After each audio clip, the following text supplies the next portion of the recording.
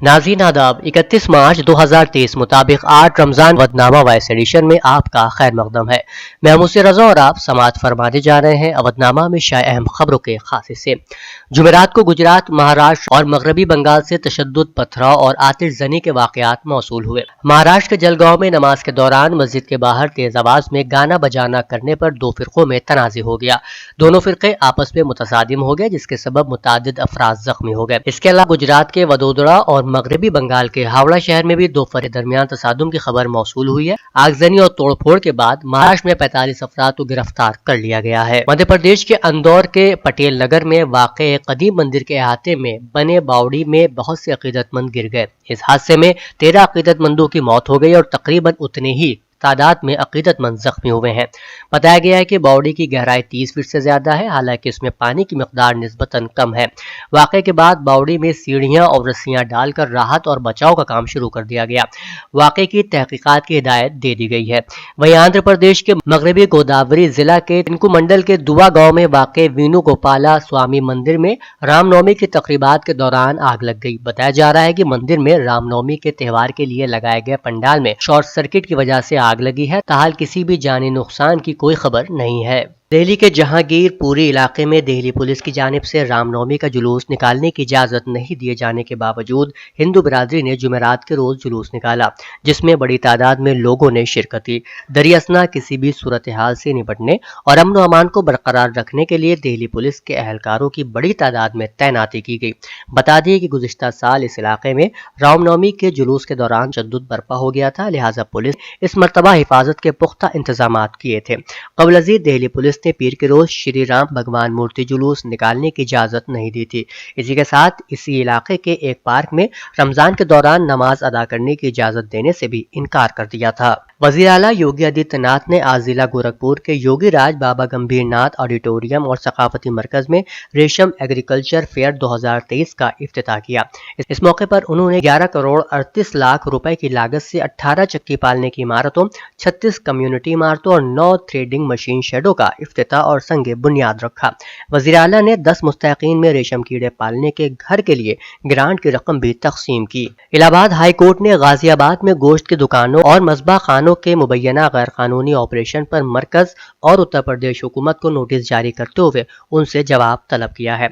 Food safety and standards authority of India, animal welfare board of India, commissioner of food safety Uttar Pradesh, Ghaziabad municipal corporation, Uttar Pradesh आलूगी control board और मरकजी आलूगी control board को भी notice भेजे गए हैं।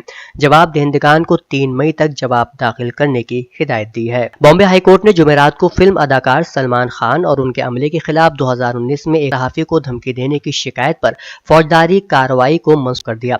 जस्टिस भारती डांगे ने अदाकार के वकील की अर्जी से इत्तिफाक करते हुए उनके खिलाफ फौजदारी कार्रवाई को मंसूख करने का हुक्म दिया है। योगी हुकूमत उत्तर प्रदेश के कुछ जिलों में कोविड-19 के मामलात में जुज़वी इजाफे को देखते हुए मुहतात हो गई है। हुकूमत की तरफ से ऐसे जिलों में फौरी जरूरी कार्रवाई करने की हिदायत जारी की गई हैं। काबिल जिक्र है कि रियासत में गुज़श्ता चंद दिनों में कोविड-19 के मामलात में जुज़वी इजाफा हुआ है। 28 मार्च तक कोविड-19 के फ़ाल मरीजों की तादाद 340 थी। ऐसे में योगी हुकूमत ने कोविड-19 मामलात से निपटने के लिए जरूरी इंतजाम करने की हिदायत जारी की है। काबिल जिक्र है कि रियासत में 1 अप्रैल से 30 अप्रैल तक एक मुतादी बीमारी पर काबू पाने की मुहिम भी शुरू की जानी है। भारतीय जनता पार्टी के रियासती सदर भूपेंद्र सिंह चौधरी ने कहा है कि पार्टी इस मरतबा बाडी इंतखाबात में मुस्लिम उम्मीदवारों को भी टिकट देगी। उन्होंने कहा कि पार्टी जीत के मंत्र के साथ इंतखाबी मैदान में उतरेगी। ऐसे में जहां इलेक्शन जीतने के लिए साजगार हालात होंगे वहां मुस्लिम उम्मीदवार को टिकट दिया जाएगा। उन्होंने मजीद कहा कि साबिका हुकूमतों में इख्तिदार माफिया को तहफ़्फ़ुज़ देने की वजह से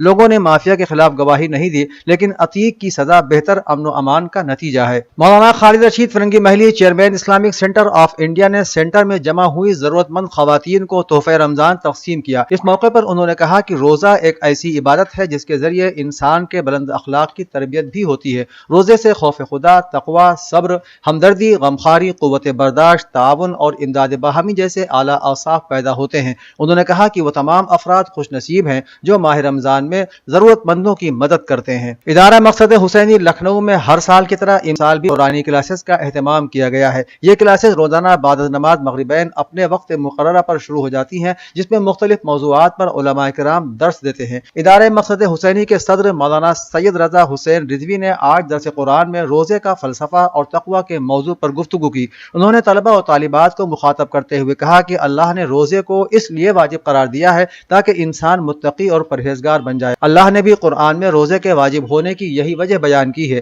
اس لیے ماہ رمضان میں ضروری ہے کہ انسان خود کو متقی بنائے۔ Uttar Pradesh basic education council کے تحت چلنے والے سبھی اسکولوں کے درجہ 1 سے درجہ 8 کے طلبہ کو اب بغیر امتحان کے اگلی جماعت میں داخلہ دیا جائے گا۔ اس سلسلے میں بیسک ایجوکیشن کونسل کے سیکریٹری پرتاپ سنگھ بگھیل نے ایک آرڈر جاری کرتے ہوئے کہا کہ Uttar Pradesh basic education council کے تحت چلنے والے سبھی سرکاری منظور شدہ اسکولوں میں تعلیمی سیشن 2022-23 میں جماعت 1 سے 8 تک کے کسی بھی طالب علم کا پروموشن روکا نہیں جائے گا اور انہیں اگلی جماعت میں داخلہ دیا جائے گا۔ اس کے علاوہ سالانہ امتحان اور جائزے کی بنیاد پر طلبہ کو رپورٹ کارڈ تقسیم کیے جانے کی ہدایات بھی دی گئی ہیں۔ قابل ذکر ہے کہ RTE کے تحت جماعت اول تا 8 تک کے طلبہ کسی بھی صورت میں اب فیل نہیں ہو سکتے ہیں۔